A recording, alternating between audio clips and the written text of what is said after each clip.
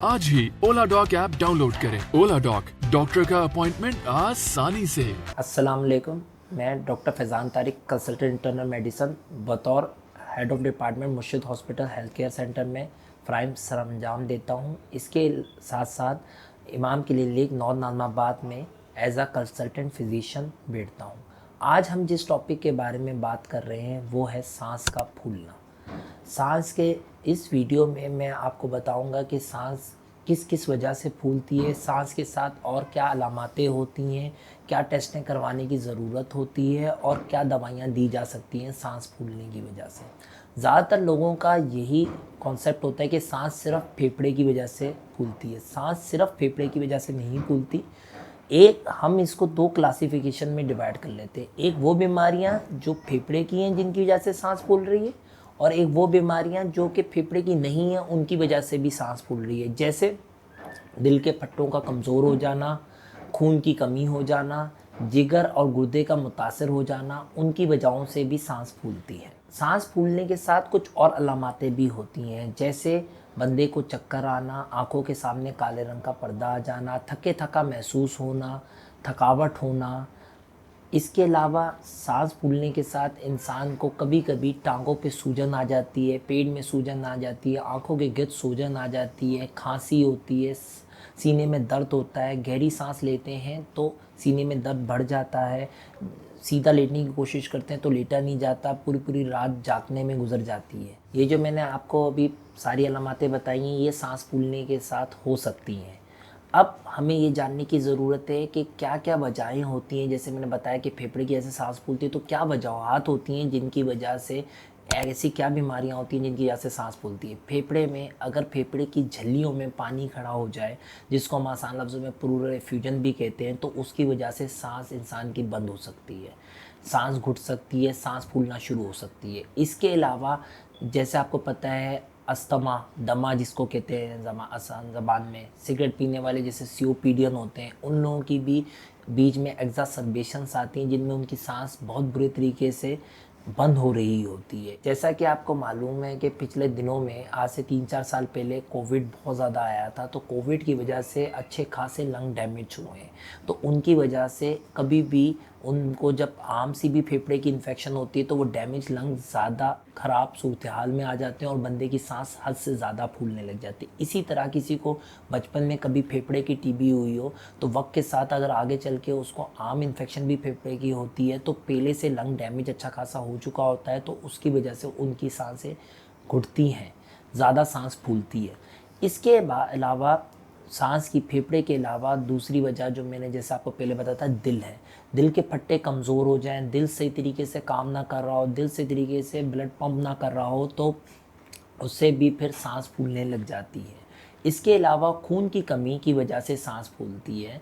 खून की कमी किसी भी वजह से हो सकती है। खून की कमी आयरन की कमी की वजह से हो सकती है, विटामिन B12 की कमी की वजह से हो सकती है। इसके अलावा किसी भी जगह से खून का ज़्यादा निकलने से खून की कमी हो सकती है, जैसे पेशाब में ज़्यादा खून आ जाना, वॉशरूम में बड़े पेशाब में खून आ जाना, या इसके अलावा माहवारी में ज़्यादा खून आना, उससे भी खून की कमी हो सकती है। इसके अलावा कुछ बीमारियां हैं जो कि ख़ानदानों में रन करती हैं खून की, जैसे थैलेसीमिया और सिकल सेल डिजीज़। इसके अलावा कुछ ऐसी बीमारियां भी हैं जिसमें खून आपस में ही टूट रहा होता है। हमें हमेशा जब भी खून की बीमारी की वजह से सांस फूल रही हो तो हमें सबसे पहले तशख़ीस करना ये ज़रूरी होता है कि बीमारी है क्या। जो बीमारी, खून लगा देना हर मसले का हल नहीं होता, पहले हमें उस बीमारी की तशख़ीस करनी है, फिर उस खून लगाने के साथ साथ उस बीमारी को भी ट्रीट करना है ताकि आइंदा ये मसाइल ना हो। इसके अलावा अगर किसी के गुर्दा कम काम कर रहा हो, उसको पहले से कोई बीमारी हो, शुगर, बीपी, या फिर पहले पथरी हुई हो, उसकी वजह से गुर्दे पे कोई इफ़ेक्ट आ गया हो, गुर्दा कम काम कर रहा हो, या फिर प्रोस्टेटोमेगाली हो गई हो जिसकी वजह से उनका यूरिन आउटपुट अच्छा नहीं आ रहा हो, उन लोगों में भी सांस फूल सकती है। क्योंकि अगर गुर्दा पेशाब प्रोड्यूस नहीं करेगा तो वाटर रिटेन होने लग जाएगा फेफड़े की झिल्लियों में, जिसकी वजह से बंदे की सांस फूल सकती है। जिगर वाले मरीज़ों में, काले पीले वाले मरीज़ों में अब पेट में पानी आ जाता है, जिसकी वजह से कभी कभी इतना ज़्यादा पेट में पानी होता है कि उसकी वजह से उनको सांस लेने में बहुत दुश्वारी होती है। कभी कभी पेट के पानी के साथ साथ उन लोगों की फेफड़े की झिल्लियों में भी पानी खड़ा हो जाता है, जिसकी वजह से वो सांस नहीं ले पाते। सांस फूलने की, जैसा कि अभी हमने सारे सांस फूलने की देखेंगे क्या क्या वजूहत हो सकती हैं सांस फूलने की। तो अब अगर कोई किसी की भी सांस फूलेगी तो सबसे पहले जो हम एक बेसिक टेस्ट होते हैं वो करवाते हैं, उसमें सीबीसी में हीमोग्लोबिन लेवल्स हमें पता चल जाते हैं। इसके अलावा यूसीई में हमें क्रेटिनिन पता चल जाता है कि गुर्दा के काम किस तरह चल रहा है। इसके अलावा हम सीने का एक्सरा करवा सकते हैं, जिसको चेस्ट एक्सरे कहते हैं। दिल की पट्टी ईसीजी करवा सकते हैं। इसके अलावा यूरिन डीआर करा सकते हैं कि अगर यूरिन में एल्बुमिन वगैरह लॉस हो रहा हो तो वो हमें नज़र आ जाए। ये बेसिक टेस्ट है। इसके अलावा हर बीमारी से रिलेटेड टेस्ट होते हैं। अगर किसी को फेफड़े की इन्फेक्शन है और साथ में फेफड़े में पानी खड़ा हुआ है तो फेफड़े की वो जो पानी है उसका निकाल के टेस्ट भेजा जाएगा, ये वजह जानने के लिए कि वजह क्या है, क्या टीबी है या आम फेफड़े की इन्फेक्शन है उसकी वजह से। इसके अलावा अगर किसी को हमें शुबा है कि उसे दमा होता है और दमे की वजह से उसकी सांस घुटती है तो इसके लिए स्पायरोमीट्री एक टेस्ट होता है, उससे हमें पता चल जाता है कि दमा है या नहीं है। इसके अलावा अगर किसी का हमें लगता है कि पहले टीबी या कोविड हुआ है, उसकी वजह से लंग डैमेज है, तो हम उनका एचआरसीटी करवा के देख लेते हैं कि ब्रोंकोइक्टेसिस वगैरह तो नहीं है।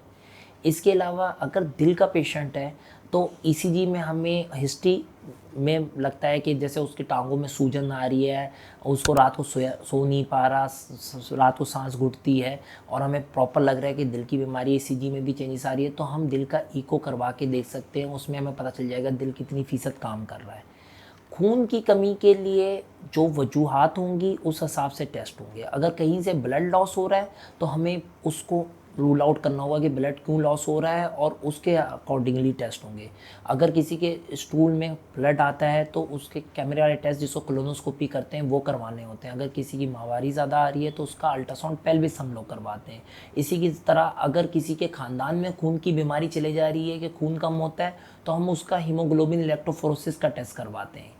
इसी तरीके से अगर किसी का खून टूट रहा है तो फिर टूटने की वजहों के लिए हम Coombs test, LDH, indirect bilirubin, ये सारे टेस्ट करवाते हैं वजह जानने के लिए, क्योंकि जब तक खून की वजह टूटने या खून ज़ाया होने की वजह हमें मालूम नहीं होगी उस वक्त खून का इलाज मुकम्मल तौर पर नहीं हो पाएगा। इसके अलावा अगर किसी के गुर्दे का मसला होता है कि गुर्दा सही काम नहीं कर रहा तो कुछ ब्लड टेस्टिंग जैसे कैल्शियम, फास्फोरस, यूसी वगैरह हम करवाते हैं। उसके साथ साथ हम अल्ट्रासाउंड केयू भी करवा लेते हैं, तो हमें आइडिया हो जाता है कि गुर्दा की किस कंडीशन में है, किस काम कर रहा है नहीं कर रहा। साथ में प्रोस्टेट वगैरह के भी टेस्ट करवा लेते हैं। इसके अलावा जिगर अगर किसी का ख़राब होता है तो जिगर के अकॉर्डिंगली अल्ट्रासाउंड एब्डोमेन वगैरह करवा लेते हैं। अब हम सांस फूलने की ट्रीटमेंट, जो कि हम वजूहात और उनकी अलामात और उनके टेस्ट बता चुके हैं, उनको डिस्कस करेंगे। जैसे अगर किसी के फेफड़े में पानी हद से ज़्यादा भरा हुआ है तो हम कंडीशन को देखते हुए चेस्ट ट्यूब वगैरह लगवाते हैं, ठीक है। इसके अलावा जिस तरह की सांस जिस वजह से फूल रही होती है, अगर दमे का मरीज़ होता है तो उन्हें देखते हुए नेबुलाइजेशन और पंप वगैरह की नीड होती है, इनहेलर्स की नीड होती है, तो वो हम प्रिस्क्राइब करते हैं। इसके अलावा अगर किसी के अंदर खून की कमी है तो खून लगवाते हैं, आयरन की कमी है तो आयरन के इंजेक्शन, विटामिन B12 की कमी है तो विटामिन B12 के इंजेक्शन लगाते हैं। अगर किसी का गुर्दा काम नहीं कर रहा और उसकी वजह से उसकी सांस फूल रही है तो हम उसके गुर्दे की सफाई, जिसको डायलिसिस कहते हैं, वो करवाएंगे। अगर किसी का दिल सही काम नहीं कर रहा तो और टांगों में सूजन वगैरह आ रही है तो देखते हुए, मादनियात देखते हुए उसको वो दवाइयाँ देंगी जो पेशाब आवर होंगी, ताकि पेशाब के ज़रिए पानी निकले और उनकी सांसें बेहतर हों। इसी तरीके से जो बीमारी होगी उसके अकॉर्डिंगली ही दवाइयाँ दी जाएंगी। इसके अलावा कुछ हमें चीज़ों का परहेज़ करना है कुछ बीमारियों से अकॉर्डिंगली। जैसे अगर बंदे को दमे की बीमारी है तो उसमें डस्ट एलर्जी होती है, डस्ट से बचाना है, पोलन से बचाना है, उन जगहों पे नहीं जाना जहाँ पे ज़्यादा पोलेंस होते हैं। सिगरेट स्मोकिंग और उसके अलावा लकड़ी के चूल्हे, बायोमास, इन सब चीज़ों से बचने की ज़रूरत है।